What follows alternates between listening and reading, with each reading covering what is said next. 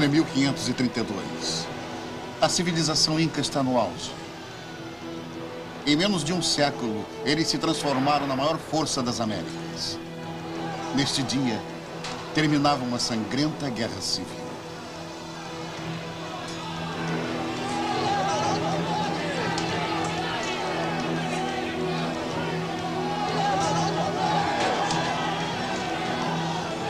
Um novo líder surgiu. Seu nome era Atahualpa.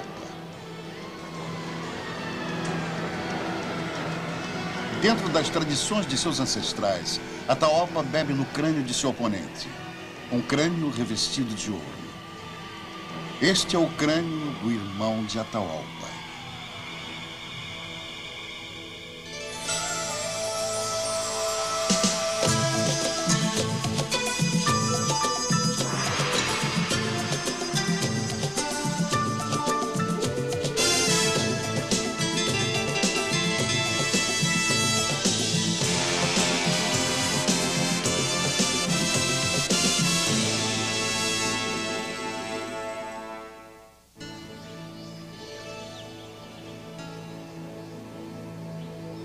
Atahualpa e os incas prosperaram numa região acidentada e inóspita, onde poucos sobrevivem, sacudida por terremotos e vulcões.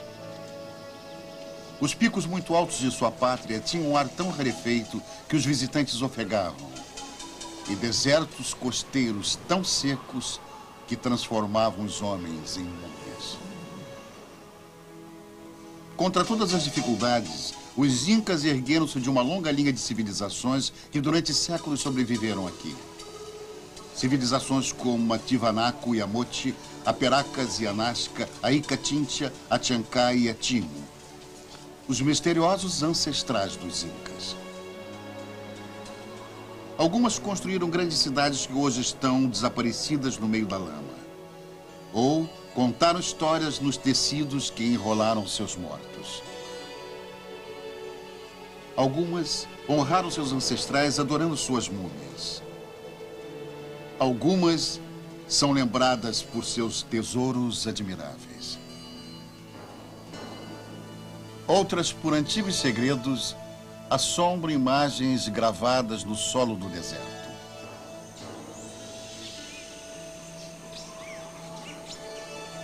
Mas a mais conhecida de todas, a Inca, durou somente 100 anos. Logo depois que Atahualpa tomou o poder, uma pequena, mas bem armada força de espanhóis invadiu, ameaçando tudo que os incas tinham criado.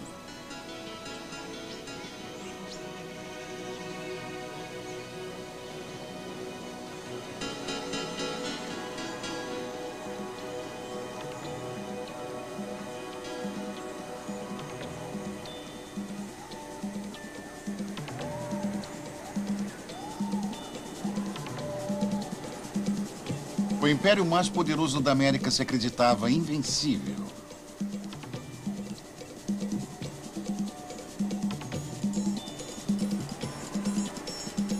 Seus domínios competiam com o tamanho do Império Romano. Seu sistema de estradas, se esticados, dariam meia volta ao redor da Terra. Eles tinham uma grande força de luta que foi testada na batalha. Com talento para a engenharia, eles subjugaram algumas das terras mais inflexíveis da Terra.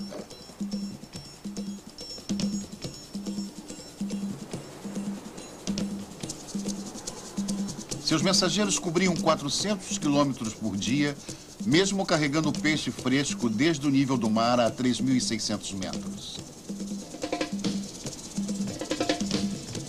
Eles adoravam muitos deuses, mas acreditavam que o sol, chamado Inti, era seu pai espiritual.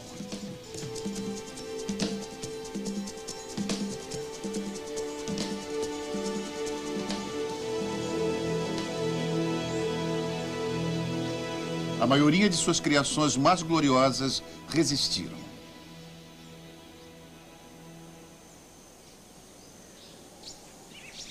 Esta magnífica cidade é um dos muitos mistérios que os incas deixaram para trás. Durante séculos, ela ficou escondida do mundo exterior, até mesmo para seus descendentes. Não se sabe por que razão ela é chamada de Machu Picchu. Em 1911, Hiram Bingham, um aventureiro americano, liderou uma expedição ao Peru em busca da legendária fortaleza perdida dos Incas, Vilcabamba. Depois de semanas de frustração, Bingham seguiu uma trilha tortuosa que subia as montanhas. Logo, seu esforço seria recompensado. Ele contava que, de repente, ele se deparou com as paredes de casas arruinadas, construídas com a mais alta qualidade inca em trabalhos em pedras, e que era difícil de vê-las porque estavam parcialmente cobertas pela vegetação que ali cresceu durante séculos. Parecia um sonho inacreditável. Durante 400 anos, Machu Picchu permaneceu em silêncio no topo do mundo. Agora, o último grande santuário inca foi revelado. Desconhecida para seus conquistadores durante séculos, esta cidade no céu personifica todos os mistérios das grandes culturas que vieram antes deles. O arqueólogo Michael Moseley diz que de todas as grandes civilizações da antiguidade, os incas e seus predecessores tiveram que controlar exageros de todo tipo e condições ambientais. E com isso surgiu um sistema de vida organizada social, econômica e religiosamente que era extremamente maravilhoso. Ele diz que se pudermos entender a mentalidade deste povo, que lhes permitiu sobreviver e prosperar, teremos então uma grande chave para chegarmos ao verdadeiro chefe da maior das civilizações das Américas. E este é um mistério que estamos tentando solucionar.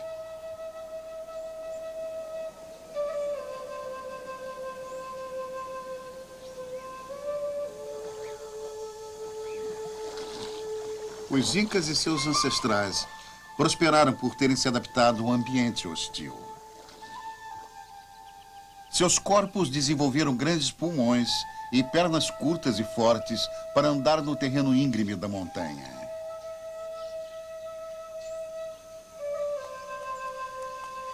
Eles domesticaram animais como a lhama e a alpaca, que fornecem carne e lã para roupas quentes.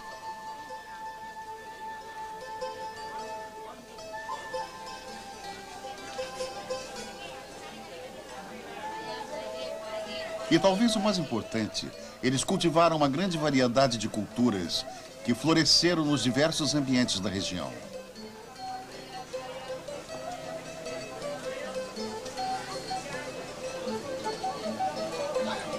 O milho era o mais valorizado. Eles plantavam tomates e amendoins e mais de 200 tipos de batatas. Eles cultivavam coca e mastigavam as folhas para afastar a fome e o cansaço.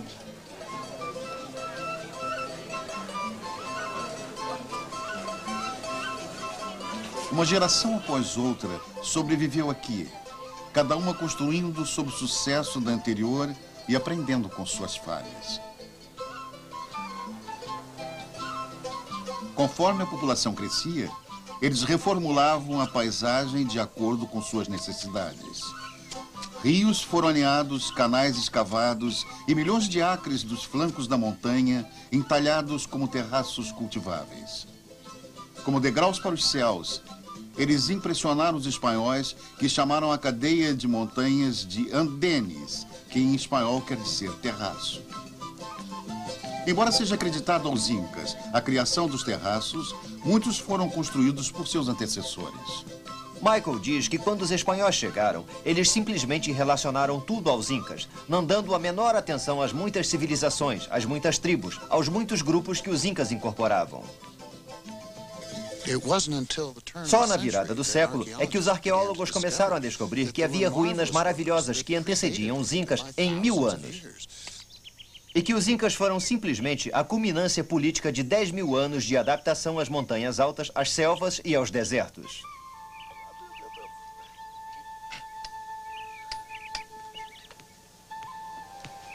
Estas culturas eram tão variadas quanto as regiões onde elas se originaram, mas cada uma delas tinha que dominar alguns dos terrenos mais cruéis e a mais severa das temperaturas da Terra. Ao leste, a Amazônia, a maior floresta tropical do mundo. Para o oeste, em direção ao Pacífico, o deserto mais seco do mundo, lar dos Nazca, o povo de Paracas e os Moche. E no meio, a cadeia rochosa dos Andes. A maior cadeia de montanhas do mundo é a maior em altura, perdendo apenas para o Himalaia. Esta era a pátria dos Incas. Aqui eles prosperaram, apesar do constante retumbar de vulcões e terremotos, danificando suas cidades e destruindo os canais que eram suas cordas salva-vidas. Ele diz que se sacudirmos aquela paisagem, forçosamente aqueles sistemas de canais se quebrariam e sua reconstrução tomaria muito tempo. Este é um mundo inteiramente diferente. Um mundo de grande altitude, carente de oxigênio, poucas chuvas, terremotos, desastres naturais. É um mundo que está vivo.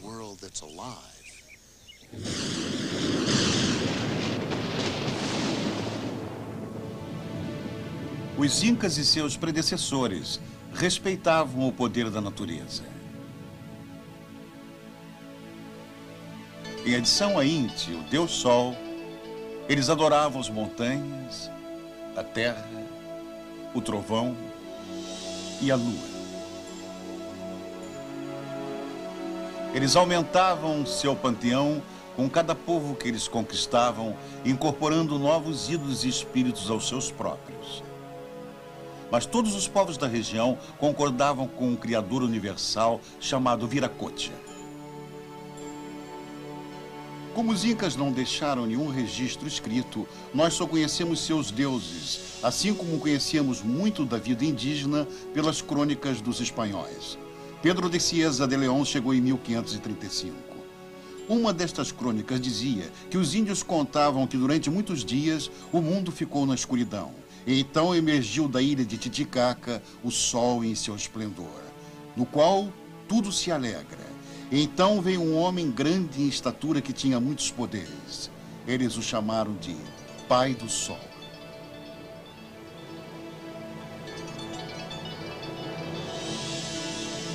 Já que Viracocha era o Pai do Sol, então cada líder inca era o Filho do Sol.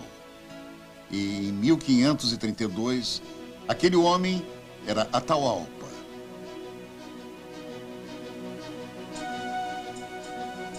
Ele e seu povo eram os senhores de seu mundo. Em seu estado real de Pisaque havia um templo em honra de Inti, o Deus Sol. Embora este fosse um lugar sagrado, uma fortaleza protegia o imperador, sua corte e as ricas terras cultiváveis nos terraços mais embaixo. Com uma vista dominante do vale, ela foi projetada para defender contra as tribos amazonenses selvagens do leste.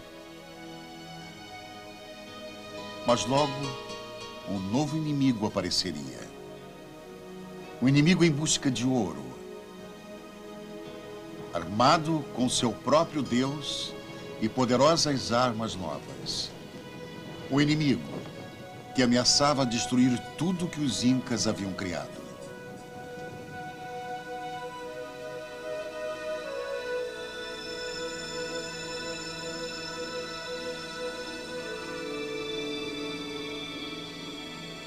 Os imperadores incas viviam uma vida de extraordinária opulência. Atahualpa tinha muitas esposas e ele escolhia as mais belas mulheres incas para servi-lo em todas as suas necessidades. Seu corpo sagrado era vestido com os mais finos trajes que eram usados só uma vez e depois cerimoniosamente queimados. Ele governava com absoluta autoridade. No festival mais pródigo do Império, ele era honrado como um deus vivo.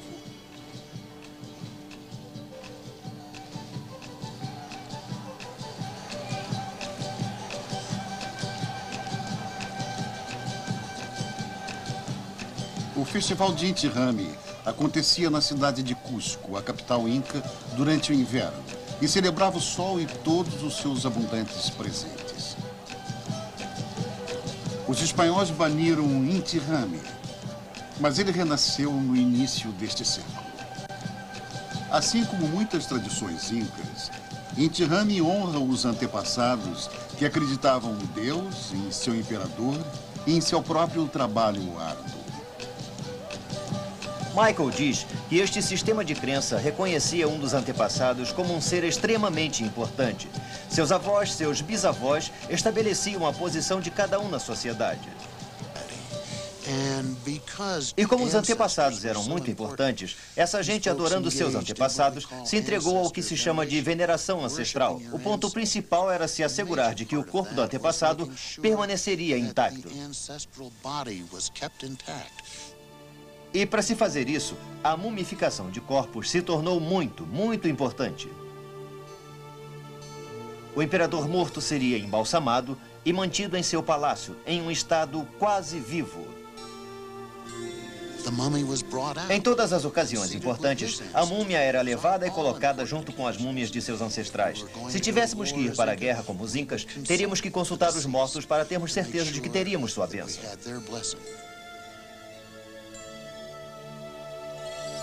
Entre os incas, a corte da morte era chamada Panaca. Mas a mumificação nesta região data de quase 5.000 anos antes dos incas. Nos áridos desertos da costa peruana, os corpos resistem naturalmente à decomposição. Centenas de cemitérios salpicam a paisagem. Hoje, estes restos revelam muito sobre o passado. Sonia Gilliam diz que esta múmia deve ter cerca de 1000 anos de idade. E por causa do tamanho do pacote, sabemos que é um homem adulto jovem ou uma mulher. Comparado aos outros pacotes, as bandagens são muito simples, o que sugere sua posição dentro da sociedade. Através dos ossos dos pés, a doutora Gilliam acha que se trata de uma mulher jovem adulta. A pele em determinadas áreas está intacta. Os músculos desapareceram quase que completamente. Agora, Sonia Gilliam está removendo a segunda bandagem, na área em que deveríamos encontrar o rosto.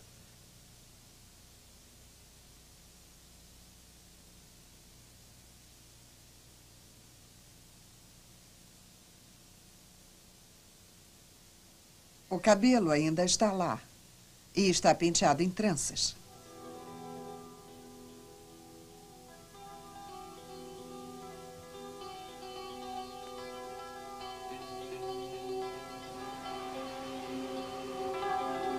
Ecos dos ancestrais estão em todo lugar, preservados nas areias flutuantes do deserto.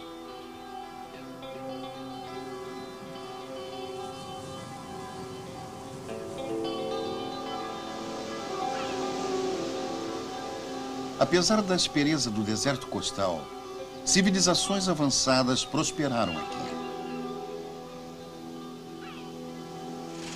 Em 1925, 2 arqueólogos viajavam para um solitário posto avançado no sul do Peru, chamado Paracas, ou areia que cai com chuva.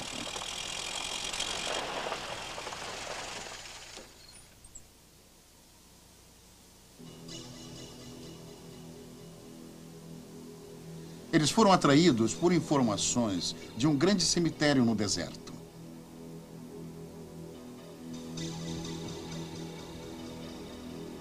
Um deles era peruano, Julio Tello, e seu companheiro era o americano Samuel Lothrop. É impressionante o que estas culturas avançadas puderam desenvolver neste ambiente bonito e estéril.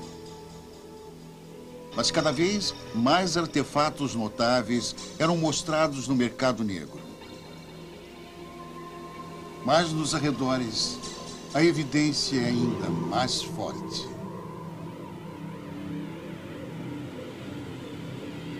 Tello e Lothrop tinham descoberto os restos de uma civilização pouco conhecida. Os Paracas antecederam os Incas em 1500 anos. De todas as maravilhas que eles descobriram aqui, a mais mistificante de todas foi a desses crânios bizarramente deformados espalhados pela areia. Eles concluíram que as cabeças dos bebês eram amarradas entre placas de madeira para causar o grotesco alongamento.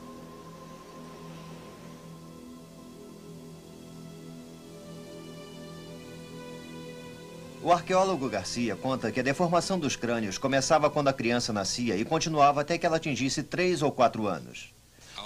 Apenas uma pequena percentagem de crânios deformados foi encontrada, o que indica que esta prática existia apenas entre a elite ou as classes altas.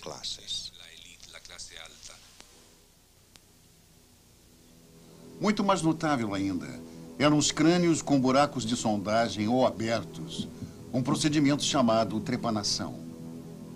Garcia diz que, inicialmente, a trepanação era uma forma de cirurgia para crânios fraturados, mas mais tarde ela foi usada em rituais, para permitir que a malignidade ou as doenças saíssem.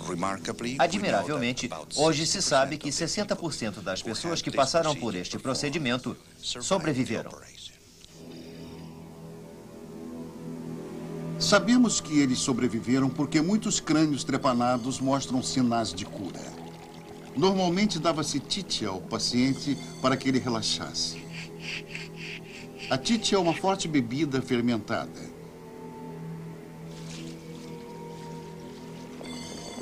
O cirurgião usava ferramentas de cobre e bronze. Algumas operações implicavam em se cortar uma série de sulcos no crânio, outras em fazer um buraco circular de onde um pedaço de osso podia ser levantado. Séculos antes do advento da ciência moderna, esses ancestrais dos Incas apresentavam milagres médicos. Mas a completa explicação para esta prática bizarra permanece envolta em mistério. Talvez o maior enigma de todos os mistérios, deixados pelos Incas e seus ancestrais pouco conhecidos, seja o do povo chamado Nazca. Os Nazcas floresceram nos vales costeiros, onde as águas são escassas e os raios do sol impiedosos. Assim como os Incas, os Nazcas adoravam os deuses da natureza, o sol, a lua e as estrelas. No deserto, eles construíram linhas e símbolos que ainda hoje são mistérios. Para eles, o deserto pode ter sido uma catedral para orações sagradas, um calendário celestial para marcar as estações, ou, como acham alguns, uma tenda gigante para mensagens para antigos viajantes do espaço, criaturas de outros mundos. Nós nunca saberemos. Tudo o que resta dos Nazcas agora são enormes charadas na areia do deserto. Mistérios que têm desconcertado os cientistas e gerado uma controvérsia que beira a ficção científica. As linhas dos Nazcas, espalhadas por mais de 350 quilômetros quadrados. O pássaro tem 135 metros de comprimento. Outras são simplesmente linhas retas que correm por quilômetros sem fim. Embora elas possam ser vistas claramente do ar, no chão dificilmente são vistas. Por mais de 1000 anos, elas permaneceram desconhecidas do mundo exterior. Em 1920, pilotos de companhias aéreas começaram a se referir às pistas pré-históricas.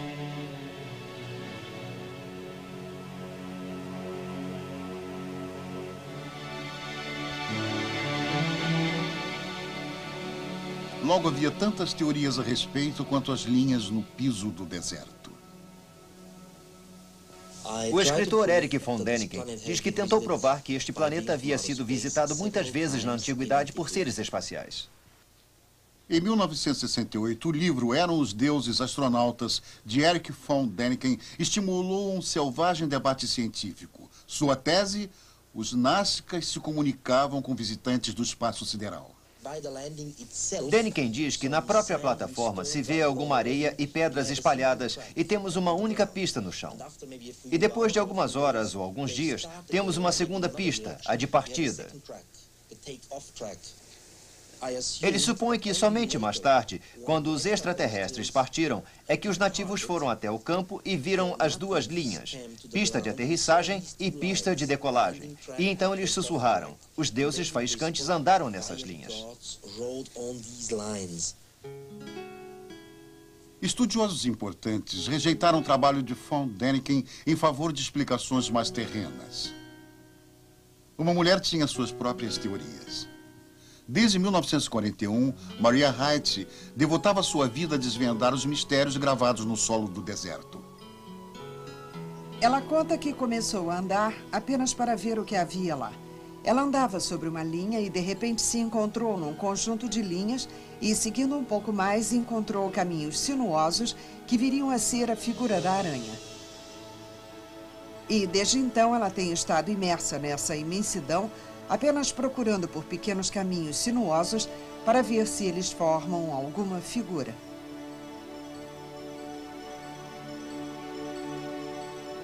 Wright passou anos medindo cuidadosamente as linhas e esboçando suas relações com os movimentos do Sol, da Lua e das estrelas. Ela concluiu que as linhas geométricas são um calendário astronômico gigante que dizia aos Nazcas quando plantar, irrigar e colher suas culturas. Embora sua conclusão seja plausível, alguns acham que ela desprezou um ponto importante. Garcia diz que, de certa maneira, Mary negligenciou a parte antropológica. Ela não se importou com quem fez estas linhas. Os indícios levam a crer que, como uma porção de pessoas trabalhou na construção dessas centenas de linhas, então essas linhas deviam ter um significado cerimonioso.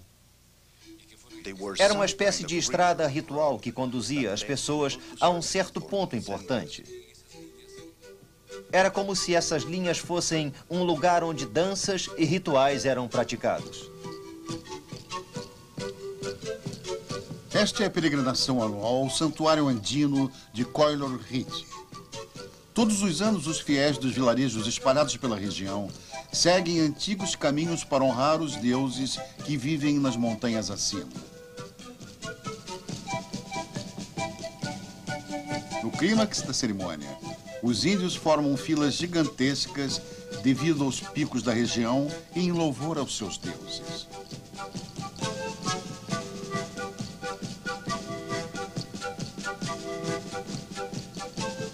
Um dos rituais mais curiosos do festival é o transporte de um pedaço de gelo que é trazido de uma geleira para as filas de crentes. Ele simboliza as águas que trazem vida para as cidades secas do deserto, como Nazca. O misterioso relacionamento entre as linhas e a água já fascinou muita gente. O fotógrafo Eduardo Erran acredita que as linhas tenham sido desenhadas para guiar os pássaros, indicando a chegada das chuvas. Ele diz que os Nazcas precisavam de água e é possível que tenham desenhado as linhas para que os condores pudessem ver.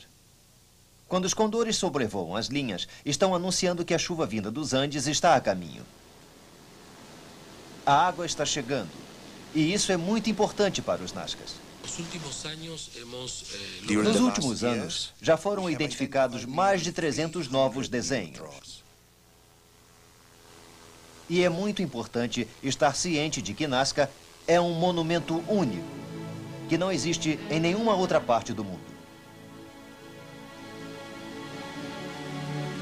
Hoje é fácil admirar as linhas do alto. Será que o antigo povo de Nazca podia voar?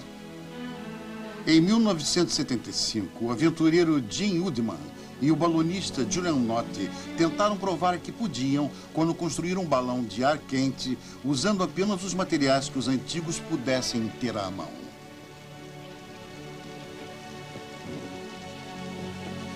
Eles usaram junco para a cesta e tecido de algodão para o balão. E tiraram o calor de uma fogueira e subiram, voando sobre o deserto por 2 gloriosos minutos.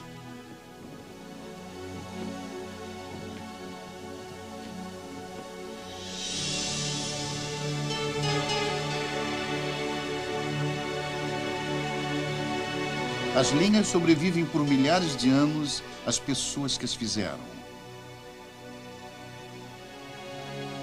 Sobrevivendo a terremotos, secas e aguaceiros.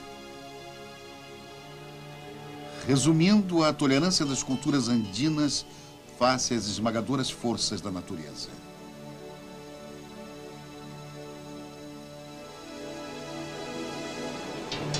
Mas uma outra força estava se delineando no horizonte.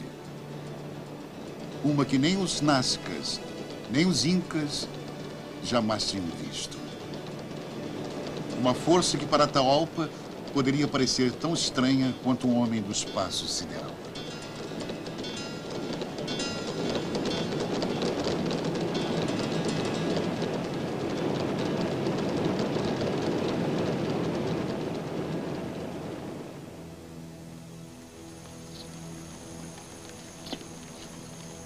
Em 1532, Francisco Pizarro e seu pequeno grupo de conquistadores invadiu o Peru em busca das vislumbrantes cidades de ouro.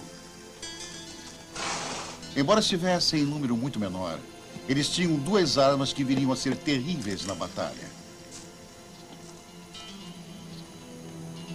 Suas armas de fogo, embora não fossem muito exatas e de recarga demorada, devastaram o exército indígena acostumado ao combate mais próximo. Os espanhóis tinham cavalos, animais que nunca tinham sido vistos antes.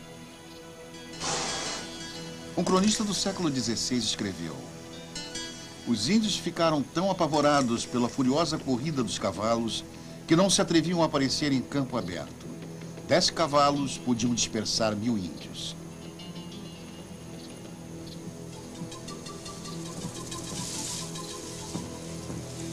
Para os incas, os espanhóis deviam parecer criaturas de um outro planeta. Com suas armaduras e as estranhas bestas de 4 pernas, eles inspiraram uma mistura de medo e incredulidade.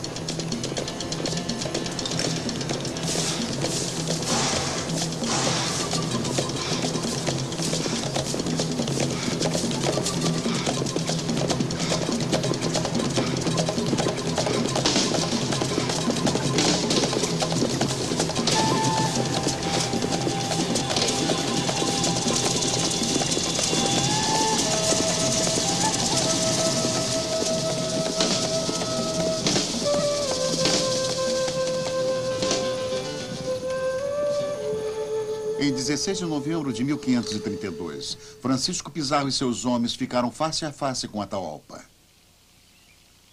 O acontecimento foi recriado num filme de longa-metragem. Eram apenas 168 espanhóis fortes. Mais de 80.000 guerreiros incas estavam acampados nas redondezas. Mas Atahualpa e seu séquito de milhares vieram desarmados. Ele não fazia ideia de que os espanhóis pudessem lutar.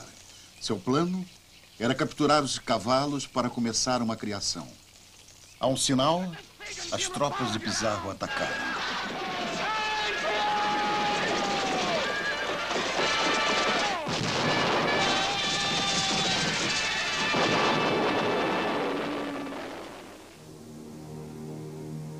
No fim do dia, havia 6.000 mortos. Todos incas, nem um único espanhol. Atahualpa escapou com vida, mas foi capturado por Pizarro.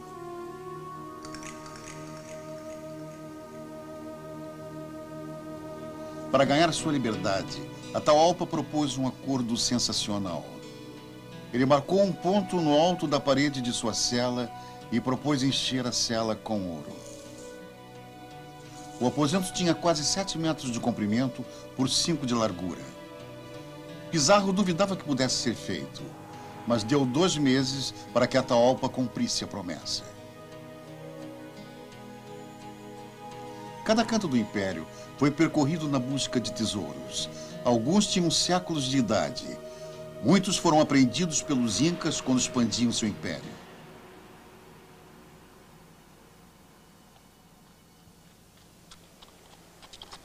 A maioria das peças artesanais mais finas foram feitas pelo povo moche do norte do Peru. Os moche viveram mais ou menos ao mesmo tempo que os nazcas ao sul e alcançaram seu auge por volta de 500 depois de Cristo. Este é o templo moche do Sol. A maior pirâmide das Américas foi construída com mais de 140 milhões de tijolos de barro. Acreditando que ela escondia uma grande quantidade de ouro, os espanhóis desviaram o rio Moche, que levou quase 2/3 desta enorme estrutura, revelando riquezas surpreendentes. O reino Moche, comparado ao reino Inca, era pequeno, mas era fabulosamente rico. Para a elite, era uma vida de grandes solenidades e sacrifícios de sangue humano. O povo comum, rigidamente organizado, trabalhava duro para construir o Estado. Campos férteis eram irrigados por um elaborado sistema de irrigação, o que fez com que os vales costeiros fossem os mais ricos do Peru. E eles tiravam proveito da generosidade do Oceano Pacífico. Os descendentes dos Moches ainda pescam da mesma maneira que seus ancestrais faziam há séculos.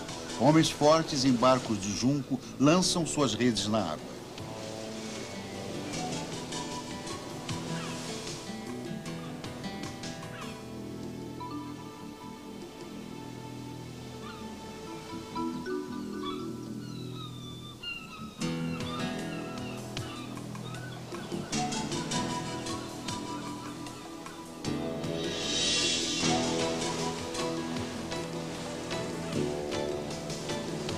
Os regentes Moches mantinham um grupo extraordinário de artesãos e uma religião altamente organizada.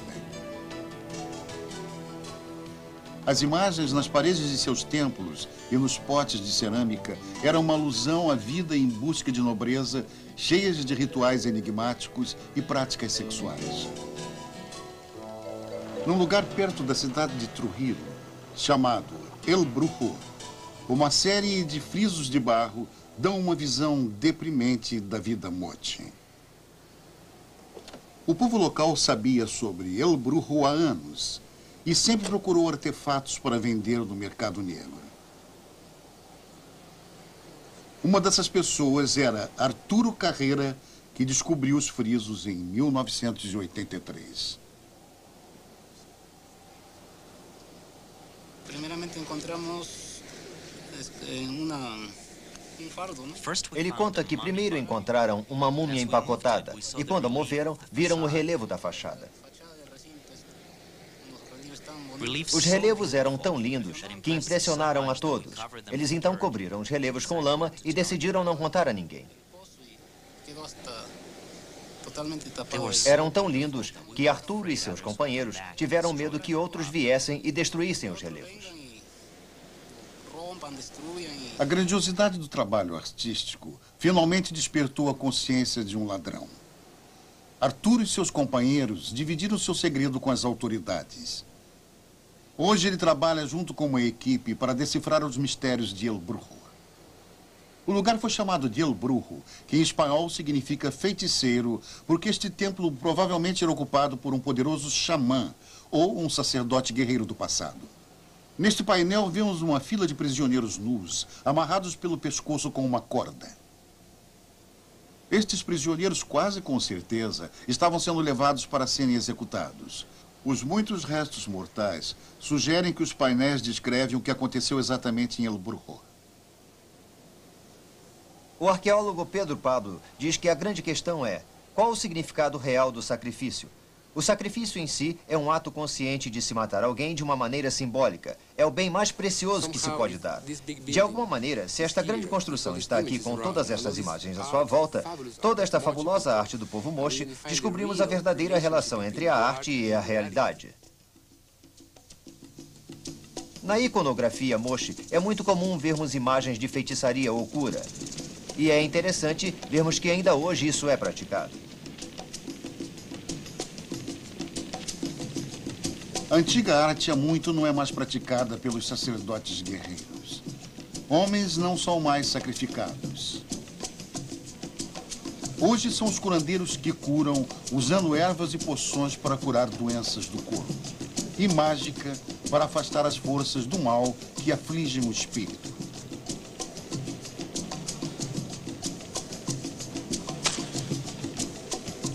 Dom Vitor Bravo, um curandeiro, diz que cura não apenas as doenças vindas de Deus, como aquelas que vêm por meio do diabo.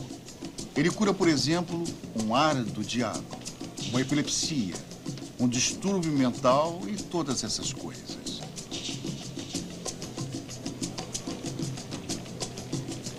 Entre as poções dos curandeiros está um poderoso alucinógeno feito do cactus de São Pedro.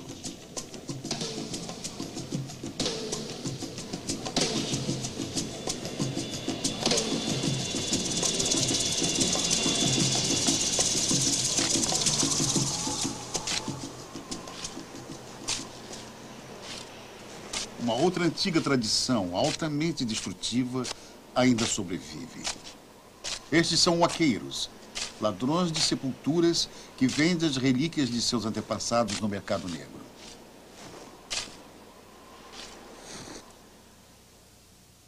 O arqueólogo Alva diz que os fazendeiros pobres do Peru são encorajados a pilhar as tumbas de seus antepassados por causa do crescimento do mercado negro nos Estados Unidos e na Europa. Em outubro de 1987, ele foi chamado pela polícia para identificar alguns artefatos recentemente apreendidos. Mas quando ele chegou, a polícia mostrou-lhe preciosidades impressionantes. Entre elas, estava uma fantástica cabeça de ouro com olhos de prata e lápis lazuli.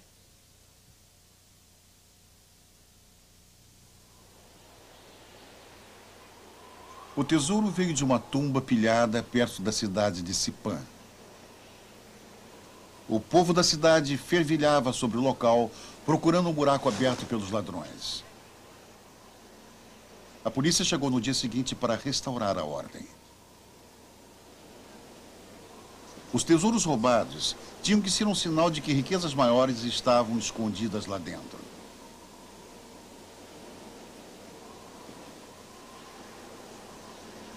Alva e seus homens começaram a cavar. Depois de peneirar o cascalho durante dias sem interrupção, eles se concentraram no lote de 10 metros perto do topo. O que eles encontraram foi um presente que iludira tanto os cientistas como os ladrões. Uma câmara mortuária real intocada há 1500 anos. O Dr. Alva diz que foi uma descoberta notável. Pela primeira vez, os arqueólogos tinham a oportunidade de documentar a tumba de um homem importante do antigo Peru. Nesta tumba, eles sentiram que não estavam sozinhos. Havia uma profunda presença espiritual. Eles estavam despertando um personagem do seu longo descanso de 1500 anos. Eles decidiram chamá-lo de Senhor de Sipã.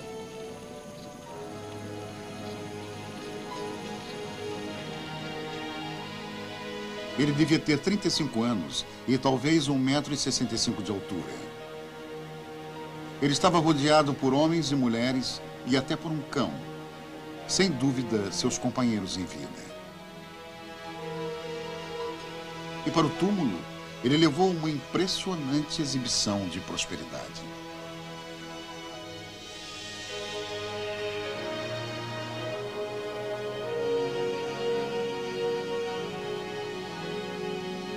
Seu crânio e face eram reproduzidos com ornamentos de ouro, prata e cobre. Ele usava brincos de ouro e turquesa com a miniatura de um guerreiro vestido para a batalha no centro.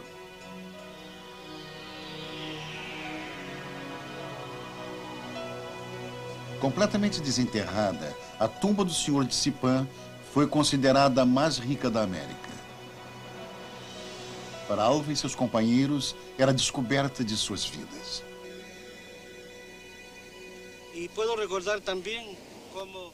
O Dr. Alva diz que se lembra quando tinha 15 anos e tirou a primeira foto deste lugar.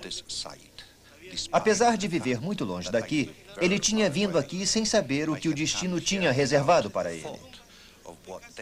Para ele, a descoberta da tumba era a realização de um sonho pessoal, assim como uma meta profissional. Mostrar aos peruanos que a arqueologia está viva, que os arqueólogos estão aqui para recuperar as raízes da nação peruana e que os peruanos têm que se sentir orgulhosos de seu extraordinário passado.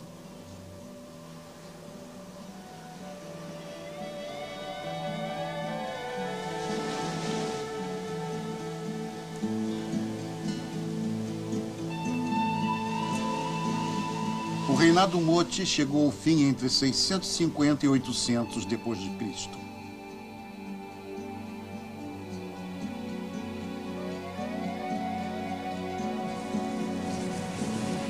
Provavelmente uma combinação de terremotos e secas transformou suas terras férteis em deserto outra vez. Numa longa fila de grandes civilizações andinas, mais uma foi finalmente subjugada pelas forças da natureza.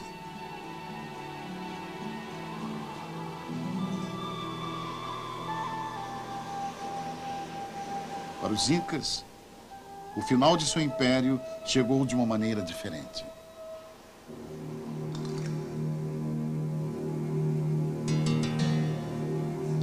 Durante meses o resgate subia porque Atahualpa ia levando tudo para sua cela na prisão e o acúmulo de tesouro chegava cada vez mais perto da linha marcada na parede. Mas mesmo quando chegou na marca, Atahualpa foi condenado à morte. Ele alegava que teria direito à reencarnação se fosse queimado na estaca. Mas ao invés disso, Atahualpa foi amarrado numa cadeira e estrangulado. Seu tesouro foi derretido para aumentar a fortuna do rei da Espanha.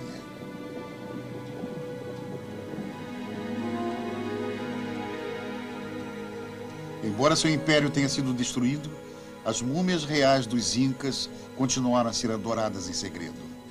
Mas estes poderosos símbolos da tradição Inca eram uma ameaça à Igreja Católica, que estava tentando converter as massas ao cristianismo.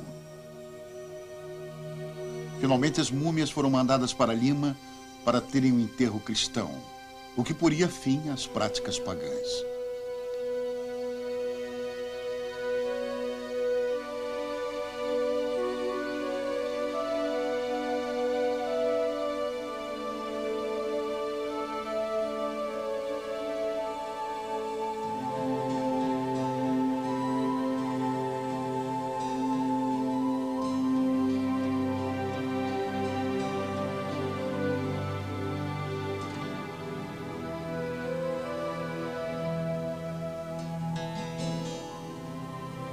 O cronista do século XVI, Garcilaso de la Vega, descreveu sua partida de Cusco.